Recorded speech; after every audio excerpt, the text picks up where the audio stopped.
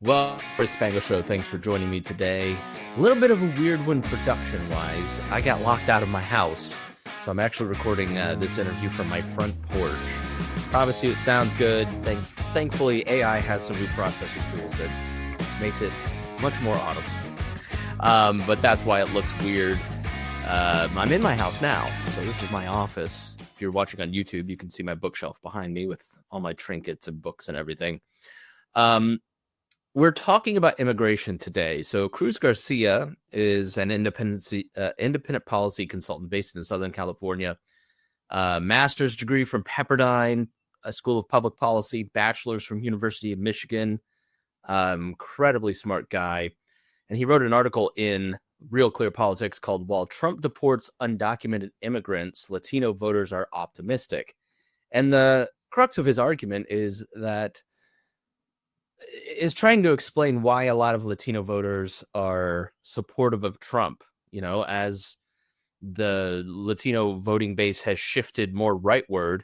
He gives some explanation to that using his family history, which was really interesting.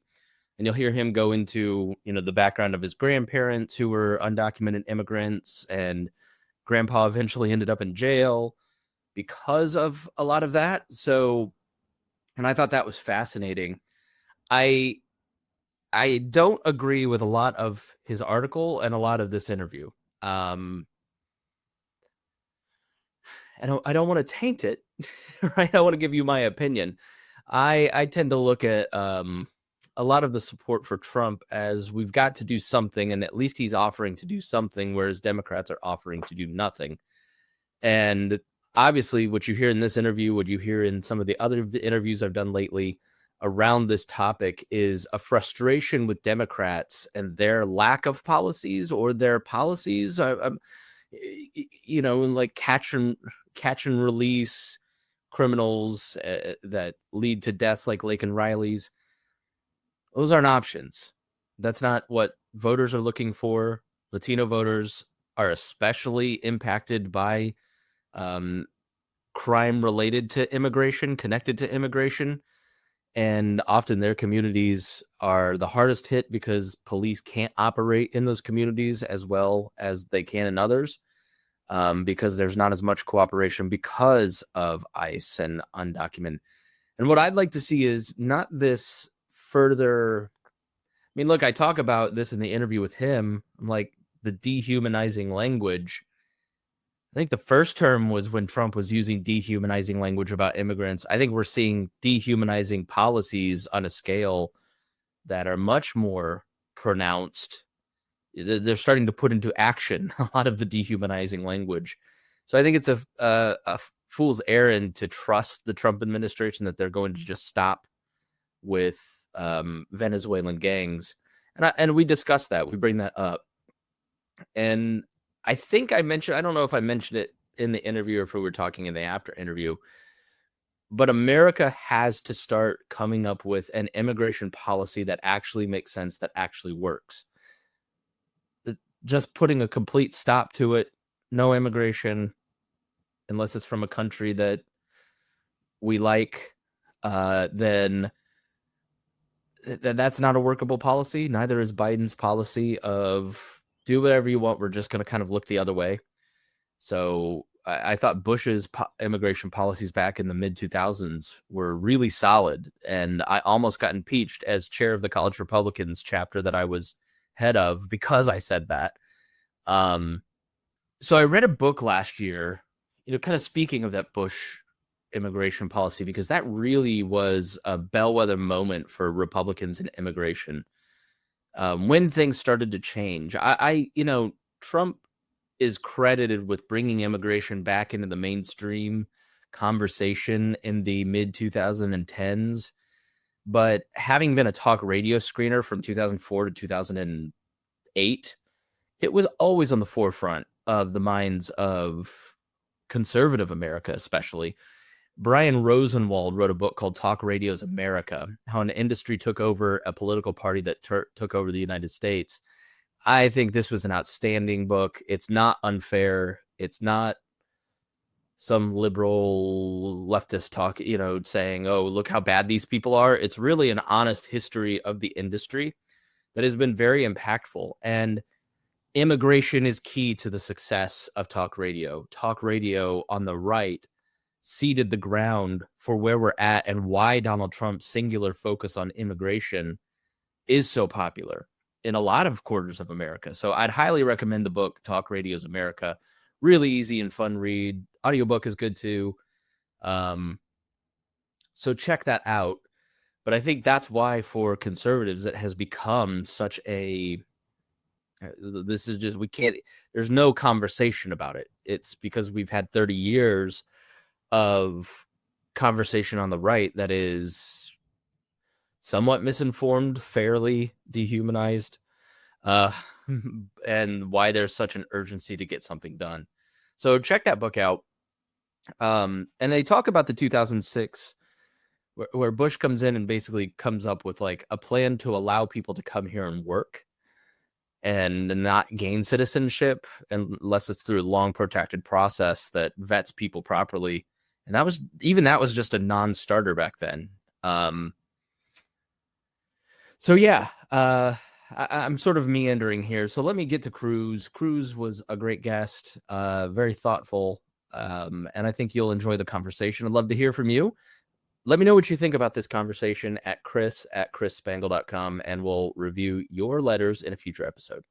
All right, so thanks. We'll see you soon. Here's Cruz. Well, it's great to talk to you because your article is indicative of what is confusing a lot of people outside of the Hispanic community. Why has there been a large shift in Latino votes towards Donald Trump when seemingly a lot of his policies are, I don't know, at anti-Hispanic, anti-Latino, anti-immigration? I'm not sure how you would put it. It probably just depends on your political worldview. Let's start with your background, because you wrote this article in Real Clear Politics called "While Trump Deports Undocumented Immigrants, Latino Voters Are Optimistic." And you share a little bit about your background and your view of immigration control. So let's start with why this is personal to you. Tell us a little bit about your story. Yeah, so this is something that's very close to home to me. I am from Saginaw, Michigan, a blue collar Midwestern town that was pretty vibrant during the automotive era, where a lot of people flocked to places like Detroit and Flint and Saginaw. And once my grandparents, migrated to this country illegally, they made a flight to Michigan, where it was safe, where they could reap the benefits. But obviously, being an undocumented immigrant comes with a lot of different hurdles. And my grandfather succumbed to the vices of a developing small Midwestern town. As we know, the jobs that were once really available in places like Saginaw in Michigan, they went overseas, and it left the community in detriment. And my grandfather being undocumented, he got caught up in the law. I mean, and there's a lot that I don't know as a grandkid, because for most of my life he was imprisoned, and I like to think the best about some of the things that he did. I do know that he got saved in prison. He became a Christian, so he did denounce, the things that he did. But for most of my life, it was, seeing him on the run, him being a targeted criminal and an immigrant.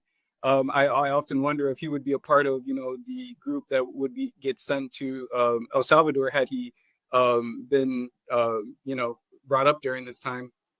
So all that to say is that their country of origin? Was it El Salvador?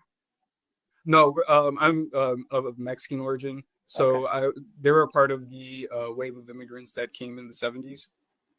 So, yeah, but for most of my life, I grew up with the idea that law enforcement, immigration was completely against people that shared my skin color. Having young parents, they antagonized the police very often until, they've matured into, parents that, have experience, and then started to encourage me to, also consider conservative values. So I was brought up to see that transition into more traditional or conservative values because of the environment that we were in. But it did come from. If I can pause there, that's something that has always confused me about the conservative immigration stance. Is like, why would conservatives be against a lot of conservative, pro-family, pro-life, Catholic, entrepreneurial immigrants coming to America and wanting to make it harder? And I think what you just outlined is so in line with kind of what I've always thought is like, you're not importing. When you have immigration, you're bringing in people who could align probably more with conservatives and how they want to live their life than maybe your average progressive person. Exactly. And it does, I do find myself in a sticky situation defending Trump's approach to immigration, because I mean, when you read my article, I do sound MAGA, but I'm actually not. I highlight the fact that he distinguishes violent offenders to Latinos who've assimilated into American society, who are immigrants but have legal status. And unfortunately, that does you know in when it comes to policies, there are injustices, and that does bring in peaceful immigrants who may have undocumented status, but they still might be peaceful. They might be accused of something under the Lake and Riley Act, where they might have to be in detention. But when it comes to protecting the Latino community overall, there is an issue with public safety. And when you look at polls from like Pew and I believe Gallup, they have all shown that Latinos prioritize public safety over race-related issues like immigration. So,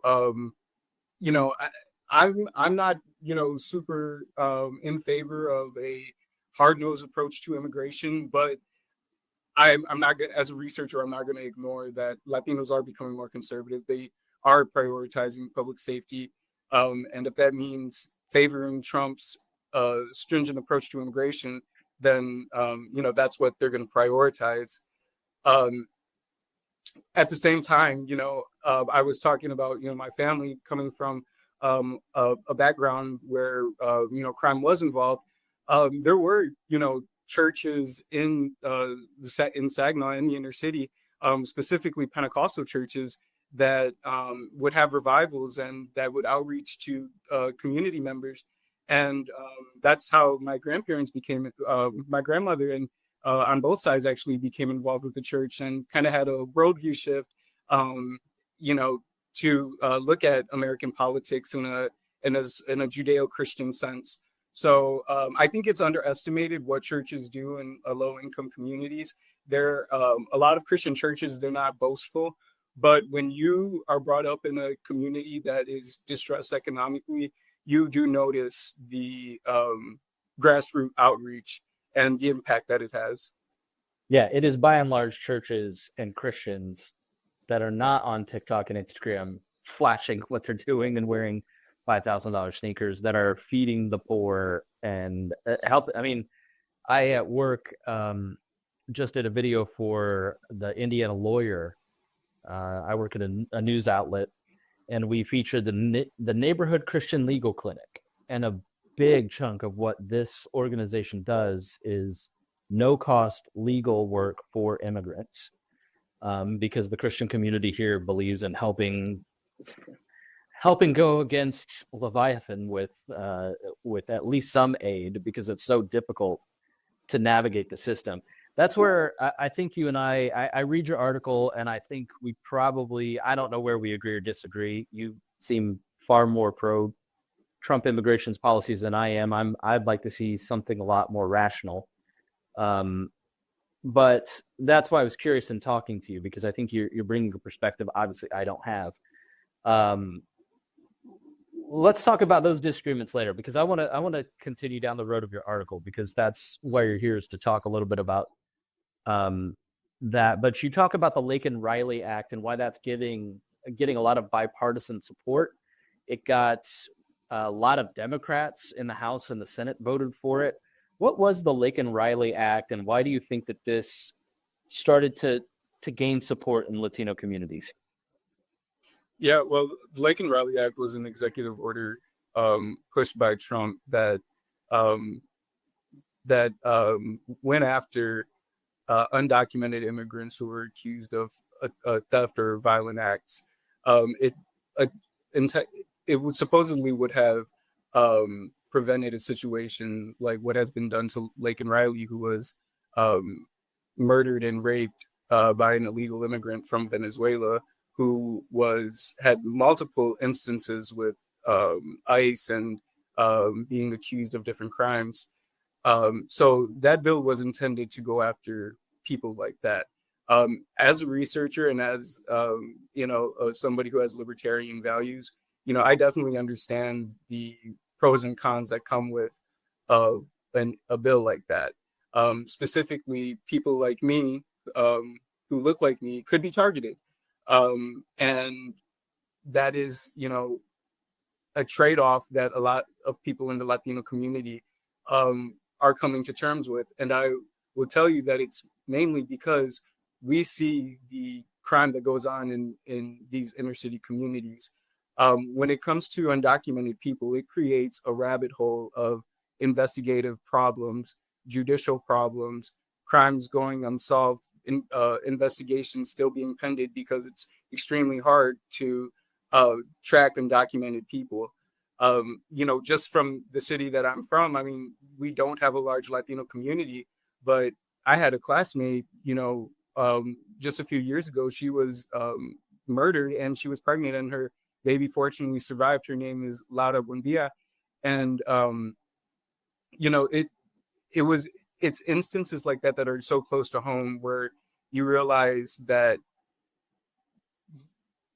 there's more danger to being lumped with immigration group that is different from the early 2000s in the sense that ICE reported that it's mainly men under the age of 30 that are coming from countries outside of Mexico and Latin America. I believe 50% are coming from countries like Haiti and Venezuela and China.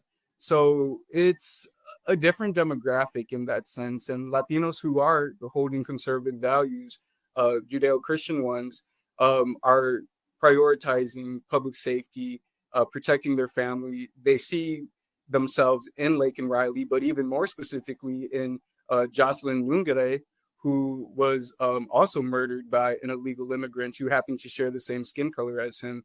And while I'm also very critical of Trump, especially in regard to the 14th Amendment, I think Augustina Vergara, who you had on previously, I think she had a really good explanation of it, and she is an expert in which I wouldn't say I'm an expert in immigration, but Trump. I will say that Trump does do a few things good in the sense that he distinguishes violent criminals from law-abiding Latinos that have uh, you know who aspire to achieve the American dream. I mean, I think it was such a beautiful thing when he named the Wildlife Center after Jocelyn Lungere and honored the mother during his one of his first speeches before Congress. So, you know, in regard to combating violence in the inner city and implementing law and order or cultivating it, I think that's a positive thing that can be taken from the Lake and Riley Act. Yeah, so here's where I want to push back a little bit because I just love for you to explain it to me, not to have an argument or debate or anything, just your point of view. Because I look at, as a libertarian, I see other libertarians supporting Trump over 50% of their, like if I'm pushed a little more into that camp than other, right? I look at it like, man, you're getting fooled again. Like Donald Trump was not great for the economy the first time around. He's why we had the inflationary policies of the COVID outbreak, wrote 3 stimulus bills. I look at his immigration policies and I just sort of wonder why people think that it stops with the violent criminals. when he is so over the top with his rhetoric and dehumanizing many different communities. I mean, let's just face a lot of non-white communities. It doesn't really matter what it is. He doesn't have any problem with dehumanizing language. And I'm concerned that when you use that kind of dehumanizing language over and over and over for a decade, that once you get the ball rolling in a certain direction, it's really hard to stop those directions. So we start at the Venezuelan gangs, and everybody with a brain and a heart goes, I don't want Venezuelan gangs in my country. I don't want these violent criminals in the communities that you're talking about to be a part of it. But then all of a sudden it starts to get into, well, naturalized citizenship is on the table. Birthright citizenship is on the table. That's where I look at it as a libertarian and go, all right, maybe we're heading in a direction that is anti-immigrant that we can't rein in once we go down that path. What do you think about that? Feel free to be rude. I don't care if you go, this guy's an ignorant person.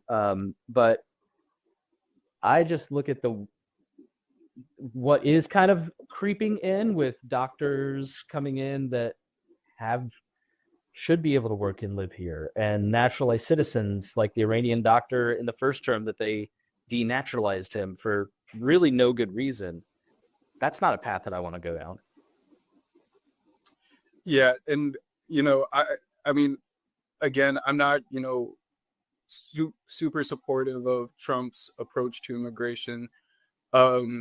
In regard to it's reported that has such a broader brush or broader scope of who he's considering to be undocumented. But there's also evidence that, there's current data, ICE reports that show that he's still not on Biden and Obama level with regard to immigration. And as somebody, I mean, again, I'm not an immigration expert. I do look at policy interest from different demographics, and how certain policies are played out. And I think the libertarian approach doesn't take into consideration the different wave of immigrants that is currently infiltrating these communities, and the fact that local governments and states have provided them funding and have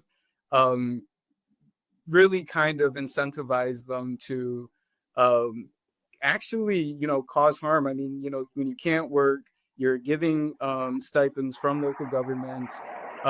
Something does have to be done, and it was community members speaking out. I mean, if you look at a Chicago City Council, you have Black residents who are feeling left out of the conversation, who are also having struggles within their communities. Latinos, even in Chicago and places like Los Angeles, having issues within their communities, and then finding migrant groups that they didn't vote for. A lot of these cities did it through city council vote, and they're expressing themselves. So, and also with so much social media, so many outlets of information, it's kind of hard to ignore the public cry.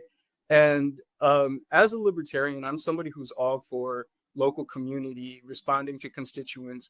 I'm not super conservative, but when I go to city council meetings for different cities in Los Angeles, whether it be South El Monte, San Bernardino, Riverside, those are mostly Latino constituents, and elders of the community are coming out and saying that they don't want cannabis in their community. They don't want homeless encampments, that they want their traditional culture preserved.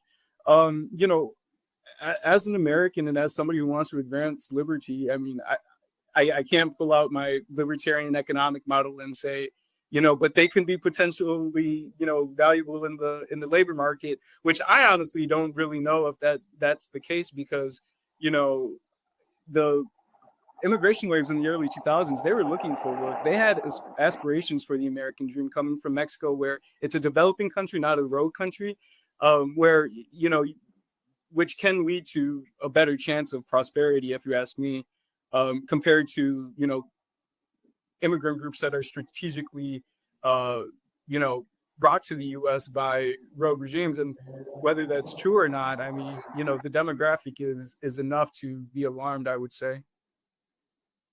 Yeah, I have an interview that I haven't posted yet, but it's actually the next episode. So it is with because I think if you enjoy this episode, you'll enjoy that episode. Gabby Blanco. Gabby is she came from Cuba in the last few years, and she's fairly pro-Trump on immigration. And we had a similar conversation. And what I got from her was like, I'm reflexively anti-leftist because of growing up in a communist country. Is there a bit of this that is having lived in, I live in a progressive area. I've had stuff stolen from my house, and the prosecutor isn't going to do a darn thing about it. The people that stole my stuff came from another county, a donut county. A couple of rednecks came in and stole stuff because they know if they get caught here, they're not going to go to jail, because the prosecutor isn't going to do anything about it. The prosecutor and the police generally just now are starting to crack down on things like vagrancy and certain things that reduce the quality of life in a downtown area where I live and work.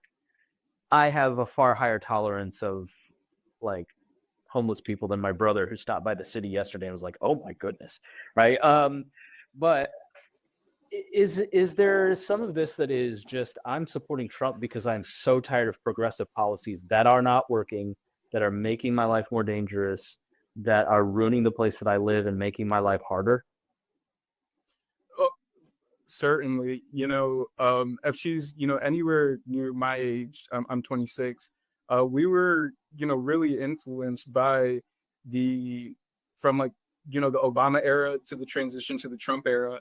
If you just, voiced an opinion of opposition on a liberal campus, you're ostracized, especially if you are brown or black, because, those communities become very insular in, predominantly white institutions. So I can say I was very much influenced by that, but at the same time, I have been in extreme left environments and somewhat extreme right environments. And I have a section in my piece where I say it's important to have bipartisan efforts because it does bring both sides to the conversation. I I try hard to separate Trump from his supporters. I think it's can be very dangerous for him to not address some of the rhetoric that he portrays. I do refer to instances where he spoke to Latino communities like that, where he told us they're not like you, which in a sense I could honestly relate to, because having a family that is has a background in crime, I do understand that there is a immigrant community that is not law abiding, that does want to come here to get into the illicit market. And it's dangerous for already distressed communities.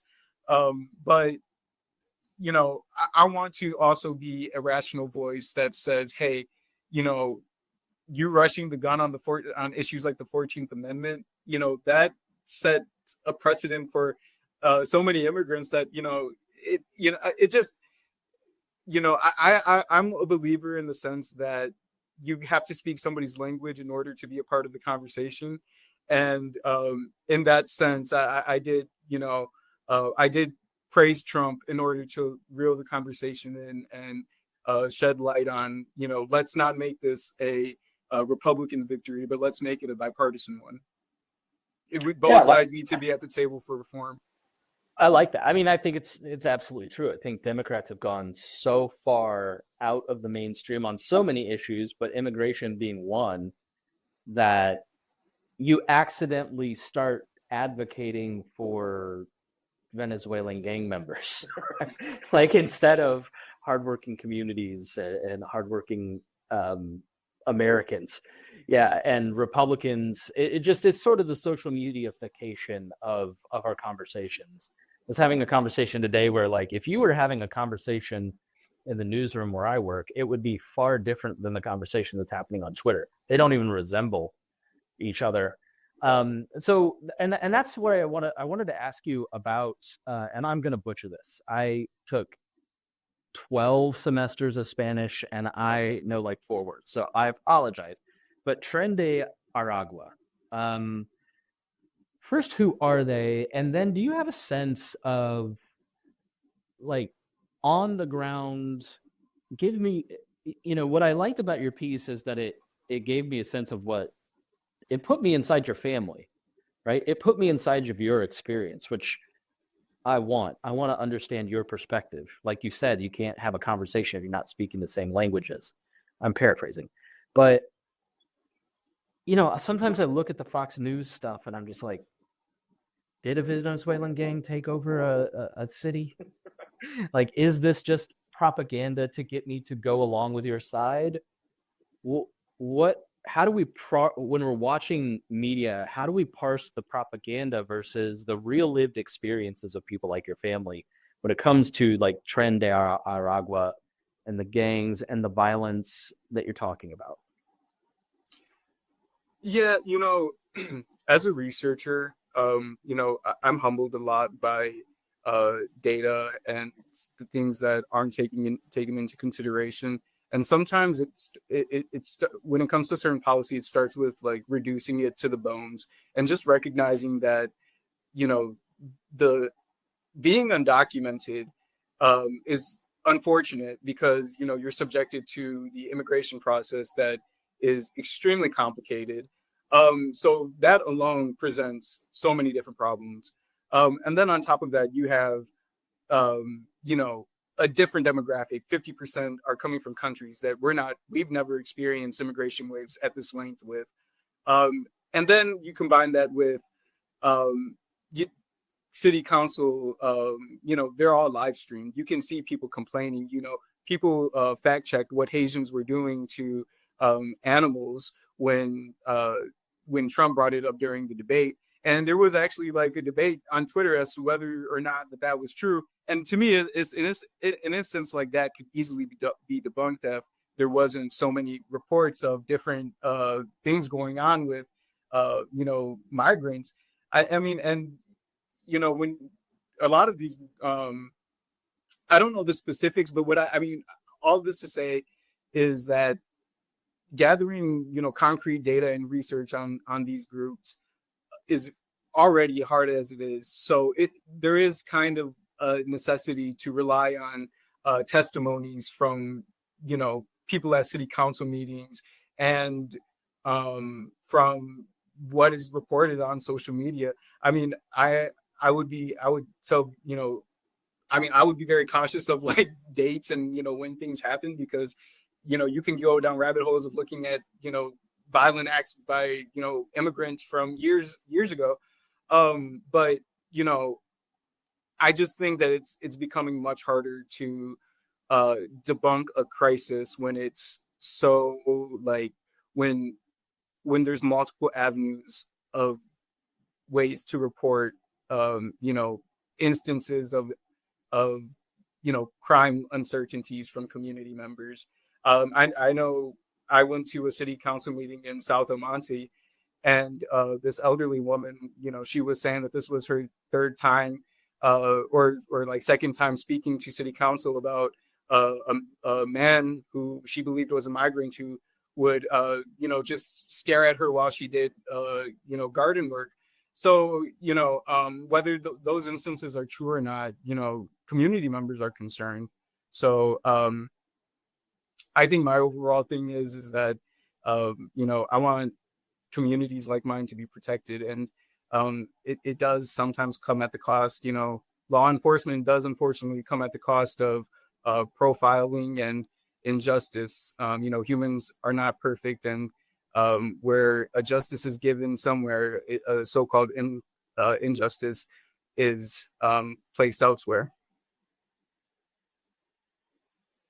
Oh, I think you're Sorry, I'm muted. I am doing this podcast outside because I'm locked out of my own house.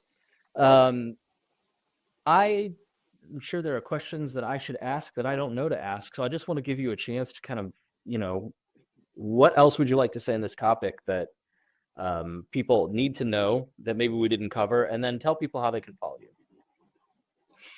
Yeah, as I said before, I am somebody who was offering the perspective. I am an outsider to the immigration policy conversation. I am connected with it because of my family, but I think it takes a really strong team of experts and people who have valuable perspectives to come up with proper reform.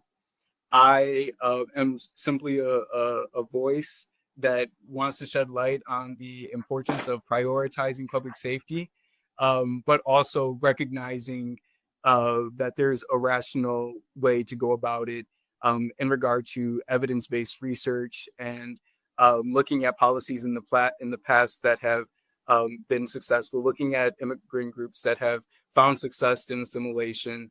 Those are all important considerations to be made when it comes to policy.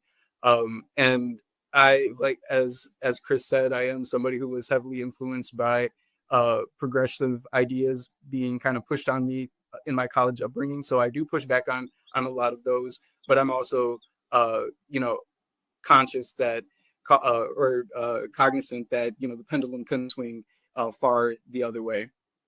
So if you're interested in more of my writing, my Substack is The Enlightened under Cruz Garcia. And I just would like to thank you, Chris, for having me on the show. And it's always a joy to add to the policy conversation in regard to immigration. Well, thanks so much for being on. I really appreciate the conversation. It was great talking to you. Thank you so much. And thank you for watching here on the Chris Spangle Show. If you learned something, if you got something out of it, please share on social media. That's the best way to help any podcast that you like grow. And we will see you again next week here on the Chris Spangle Show.